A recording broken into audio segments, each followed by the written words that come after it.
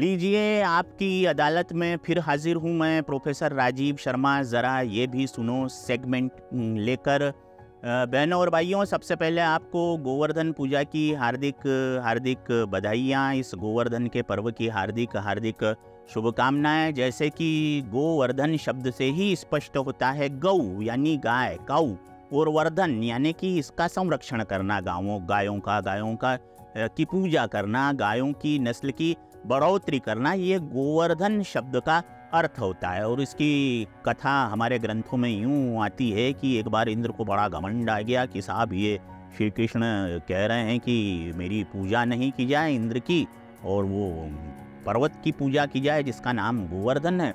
तो बड़ी वृष्टि की, मूसलाधार वृष्टि, लगातार बारिश होती रही, पानी भरने लगा संपूर्ण ब्रज क्षेत्र में। तो पुराणों में कथा आती है कि श्री कृष्ण ने अपनी छोटी उंगली पर पूरे के पूरे गोवर्धन पर्वत को उठा लिया, और गोवर्धन पर्वत के नीचे सारे ब्रज के नर नारी, बच्चे, आबाल वृद्ध सब आ गए।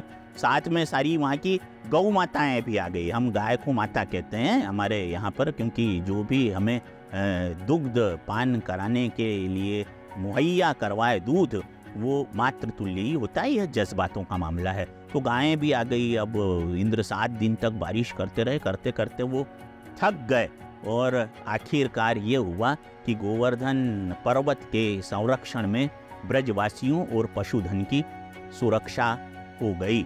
यहाँ पर समझने वाली बात ये है कि हम पशु पक्षियों का संरक्षण तो करते ही हैं, लेकिन इतने बड़े पर्वत को श्री कृष्ण ने एक उंगली पर उठा लिया, ये उनका शौर्य था।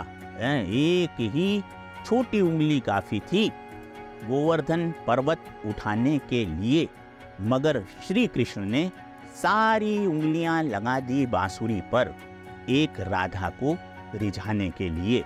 राधा को उल्टा पढ़ो तो होता है धारा।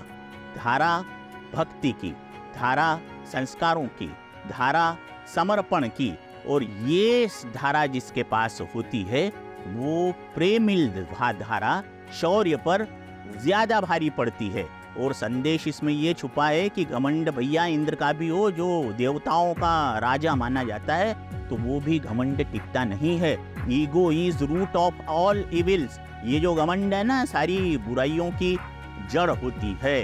अहम ने ये वहम पाल रखा है कि सारा दारो मदार उसी ने संभाल रखा है। और अहंकार में तीनों गए, अहंकार में तीनों गए, धन, वैभव, वंश, और ना मानो तो देख लो कौरव, रावण, कंस।